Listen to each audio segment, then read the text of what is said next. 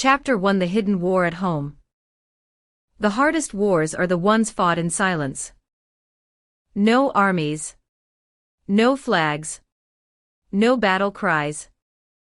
Just ordinary families who forget how to love one another safely, and individuals who disappear slowly inside their own homes. I did not realize I was living through such a war until it was too late. For years I thought something was wrong with me, that the anxiety, the panic attacks, the loneliness were personal failures. I worked harder, talked less, tried to earn acceptance by performing normal.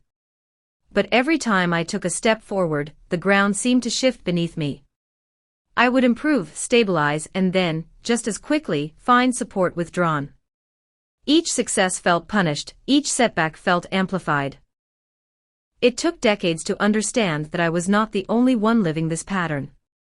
Across homes, cultures, and generations, people are quietly suffering the same paradox. They crave belonging, but we learn to survive without it. We call this domestic discrimination. The consistent, often invisible ways families and close networks exclude, stigmatize, or emotionally starve one of their own. It does not always look dramatic. There may be no yelling, no broken furniture, no bruises. Yet the damage runs just as deep. It is the hurt that hides beneath politeness. The silent symptoms. When people ask what domestic discrimination feels like, I tell them, imagine being in a crowded room, where everyone speaks a language you once knew but can no longer recall. You recognize faces but not meanings. You reach out for connection, but the responses never land. For me, that silence became physical. My chest would tighten before family gatherings. My stomach would turn when messages went unanswered. The body learns to expect rejection. It braces itself even before it arrives. Eventually, your nervous system decides that hope is too expensive. That is how psychological atrophy begins. Just as a muscle weakens when unused, the mind loses its flexibility and emotional strength when it is deprived of belonging. Over time, you stop reaching out, stop trusting, stop imagining better outcomes. The muscles of empathy, curiosity, and self-worth begin to shrink. Not because you want them to, but because the environment has convinced them they are unnecessary. The result is not just pain, it is paralysis. The illusion of normal. From the outside, families like mine can appear functional, even loving. There are birthdays, polite conversations, and occasional gestures of care. But beneath that civility lies an unspoken rule: do not disrupt the peace with truth. When I began to speak about my panic attacks, my need for emotional safety, or my frustration at feeling dismissed, the response was not compassion. It was distance. The quieter I became, the closer people seemed to draw. The moment I used my voice, the warmth vanished. That is when I realized, in many homes, silence is the price of belonging. This is how domestic discrimination sustains itself. It thrives, not on violence, but on the denial of reality. Families construct a collective story about who the problem is.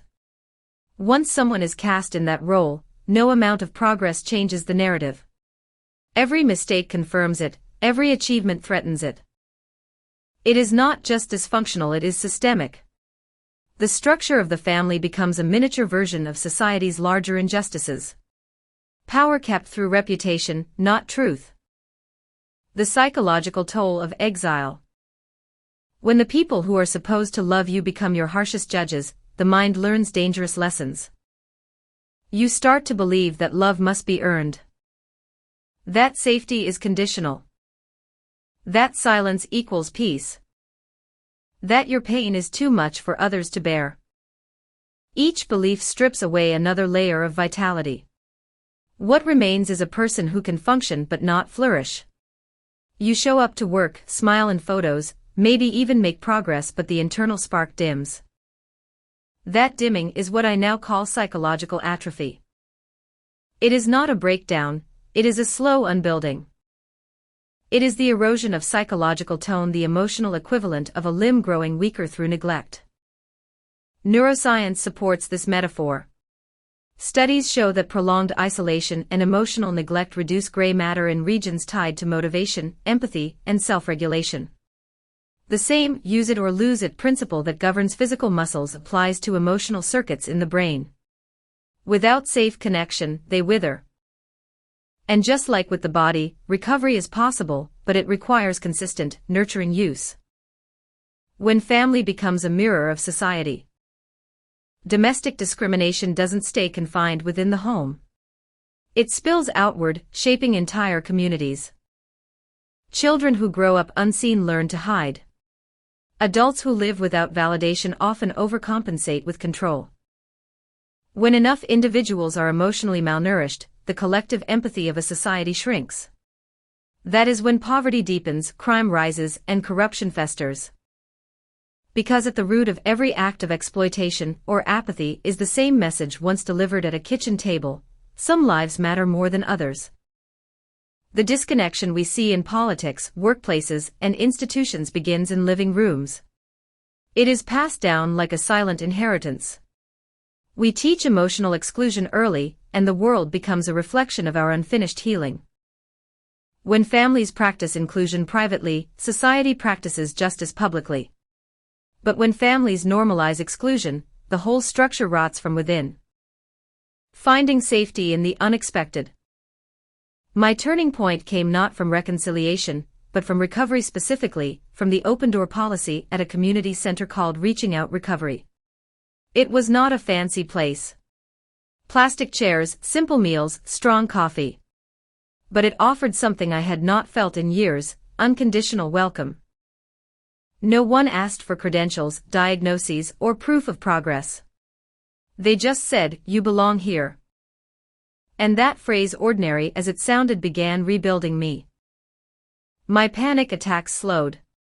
My confidence returned. The atrophy started reversing. It was not magic, it was consistency. Humans are designed to recover when belonging returns. The same way a muscle regains strength through movement, the psyche heals through safe connection. Every hug, every conversation, every shared meal reactivates dormant parts of the brain and heart. That is when I realized belonging is not just emotional, it is biological. The double bind of conditional love. When I later reached out to my family again, I discovered another layer of the pattern: the double bind. If I stayed quiet, I was accepted but unseen. If I spoke up, I was heard but rejected. No option led to peace. Psychologists call this coercive control. I call it the emotional equivalent of a trap. This is not about villains and victims, it is about systems that repeat themselves. My family likely inherited their own patterns of exclusion, taught by generations who mistook silence for strength. In that sense, domestic discrimination is not born from cruelty, it is born from fear, the fear of vulnerability, accountability, and imperfection. But fear, left unchecked, becomes cruelty all the same. That is why this book is not about blame. It is about recognition. Because what we refuse to recognize, we repeat. The birth of a framework. The idea for this book came to me during one of my quieter nights at the recovery center. I was journaling about how the absence of belonging felt like physical weakness, as if some part of my inner structure had wasted away.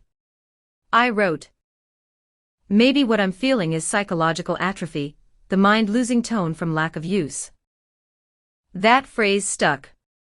It explained not just my pain, but what I was witnessing in others, people desperate for connection, yet unable to sustain it because their emotional muscles had forgotten how. I realized that we do not just live in a world of trauma.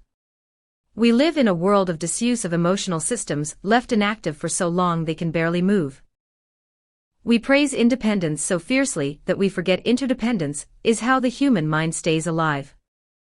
Domestic discrimination, then, is not just unkind, it is biologically unsustainable. A new way to see harm. Physical abuse leaves visible marks. Emotional neglect leaves none, yet it quietly reconfigures who we believe ourselves to be. Society measures success by productivity and appearance, but what if the real metric of civilization is how much belonging we create? The same energy that builds nations' trust, cooperation, empathy is generated first through safe relationships. When those fail, everything else begins to fracture. This is why I call domestic discrimination a direct contributor to poverty, crime, and corruption. Because emotional exclusion is the invisible blueprint of every broken system we later see in public life. When belonging dies, morality follows. When compassion weakens, corruption strengthens. And when entire populations lose the emotional capacity for empathy, civilization itself atrophies. From isolation to invitation. I do not claim to have solved these patterns, only that I have begun to understand them. Healing, for me, is not about forgetting what happened, it is about transforming it into insight that helps others. This book is that invitation. To anyone who has experienced being silenced, gaslit, or dismissed, you are not weak, you are recovering from disuse. To families who have turned away from uncomfortable truths, you are not evil, you are afraid. But fear is only fatal if left unspoken. And to societies that believe compassion is a luxury, look again. It is infrastructure. Closing reflection. When I was younger, I thought doing the right thing meant being quiet, self-reliant, uncomplaining. I thought strength was endurance. Now I understand that real strength is connection. It is the courage to stay open in a world that rewards numbness. We cannot build a just society on broken relationships. We cannot end poverty or corruption without first repairing the emotional poverty that lives at home. Because the world does not fall apart from violence alone, it falls apart from the slow, quiet erosion of empathy. That erosion has a name now: psychological atrophy. And healing begins when we decide, together, to move again. End of Chapter 1, The Hidden War at Home. Chapter 2, The Myth of Family Safety. Home is